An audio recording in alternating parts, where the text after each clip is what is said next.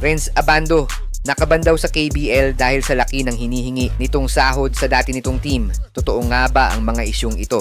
Ito nga rin ba ang dahilan kung bakit hirap ang Gilas na kumuha ng player dahil sa issue ng pasahod at may mga player na nagdedemand bago maglaro sa Gilas? Pero bago yan, like and subscribe lang mga kabady para sa latest basketball news and highlights. May mga kumakalat na issue ngayon kay Renz Abando na naban daw ito sa KBL dahil sa laki ng dinedemand nitong sahod matapos nitong magkampiyon sa KBL. Ayon sa mga article online, ay doble daw ang hinihingi ng kampo ni Abando para lang ma-renew ang kontrata nito sa kanyang ball club na anyang KGC. Pero hindi nga ito maibigay ng management dahil sa sobrang taas ng demand ng kampo ni Abando. Ayon pa sa ilang source ay 5 taon daw ang ibinigay na ban kay Renz sa KBL at sa loob ng 5 taon na to ay pinagbabawalang makipagtransaksyon ng kampo ni Abando sa anumang team sa KBL. Dito na nga lumabas ang mga spekulasyon na kaya pala hindi natin nakikitang naglalaro si Renz ay dahil daw baka pati sa B-League ay nilimit ang mga teams ang pagkuha sa kanya dahil nga sa issue ng sahod.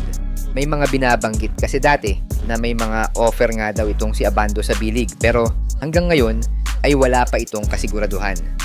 Dagdag pa ang alitan nila ni Snow Badwa nung nakaraang week at inilabas nga nito mga issue kay Renz Abando.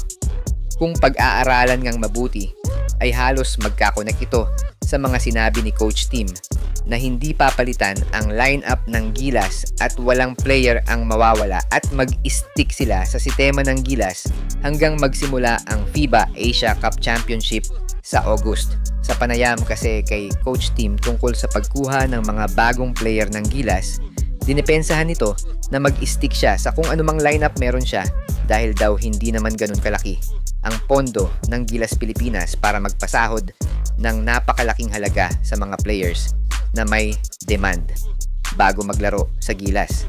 Hindi na rin kasi bago ang ganitong kalakaran na baka mga agent mismo ng mga players ang pumapagitna. At alam naman natin na pag-usapang pera na ay dun na nagkakagulo ang mga tao. Sana lang na mali ang espekulasyon ng mga fans ng Gilas hinggil sa issue na to, na issue ng sahod ang pumpigil kay Renz Abando na makapaglaro sa Gilas. Pagdasal na lang natin ang current lineup ni Coach Tim at magtiwala na lang tayo sa mga players na hawak niya.